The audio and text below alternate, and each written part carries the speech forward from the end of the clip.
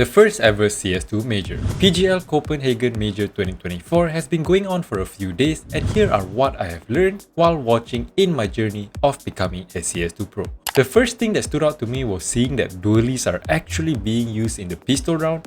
At first I thought it was a joke, but after seeing multiple teams doing it, I dived in a little bit more into the stats of dualies and I was shocked. It is only $300, a damage higher than Glock and USP, and it even gives you 30 bullets to miss every single one of it. Here it is, here it is. There we go, yeehaw! Yeah, that's pretty good.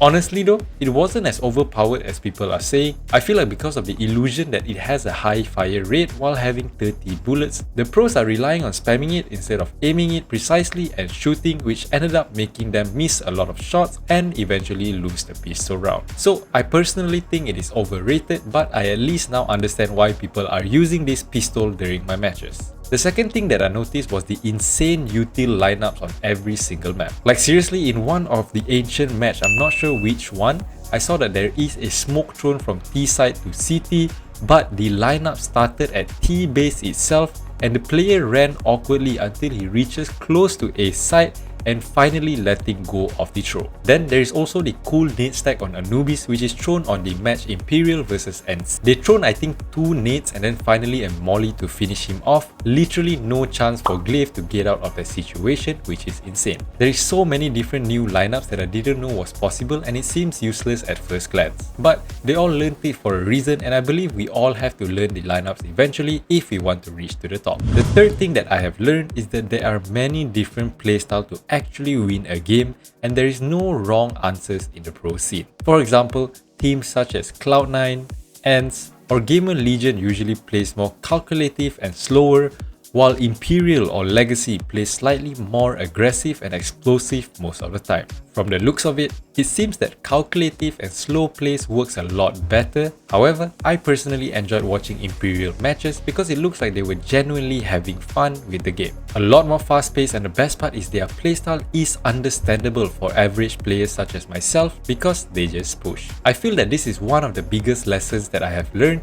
Just because someone in my team rushes every single round disregarding the team's plan, his playstyle is not necessarily bad. But the most important thing is to play together as a team to win the game. So if most of the team members are not doing the same as him, it is not his playstyle at fault, but rather the mindset that he has. If he were to be in another team that rushes every single round, he might be the MVP in the game. That made me realize that I shouldn't tilt or shout at him in hopes of changing his playstyle, but rather trying to align his playstyle with the team. And if that doesn't work, just understand that it is simply a matchup error by Faceit or Valve. Finally, if you clicked on this video, you must have some kind of desire to improve your gameplay. Although I have played CSGO since 2016, I never actually watched any major or literally any tournament at all, simply because I didn't think that it would be interesting. Fast forward to 2024, I started my journey to becoming a CS2 Pro, and I thought that I should at least know what is going on in the pro scene, while maybe gaining some kind of insight on how to improve my skills.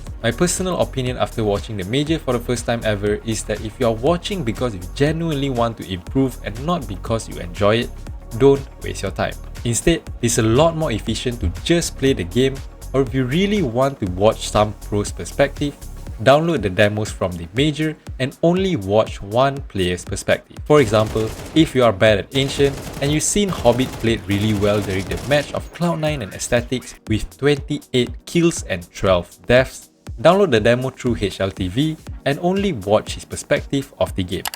Identify what he did that made him great in that game and try to apply it in your own game. Because if not, I don't know if it's just me, but I literally have no idea what is going on half the time. The only thing that my brain can handle is they are inside, they plant, they kill someone, won or lost a round, rinse and repeat. In terms of actually understanding the rotations, the timings, what made them win or lose the round, it is literally impossible. Also, side note, after a few matches, it did get a little boring for me. I did enjoy Imperial matches because it was very simple to understand their playstyle due to their explosiveness, but some of the games were really boring. Especially the game between Gamer Legion versus MCAL on day 1. That was really weird. It looked like a pug match which I was not expecting.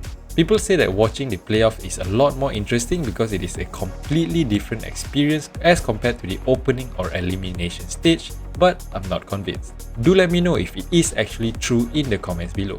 Nonetheless, I think it's best to stick to just mostly playing to improve in the game for now. Of course, this is just my opinion, so take it with a whole bucket of salt. Okay, I just saw that there is supposed to be a 5th tip in the video, so I guess like and subscribe if you want to improve game. Click on this video on me actually quitting my job to become a CS2 pro.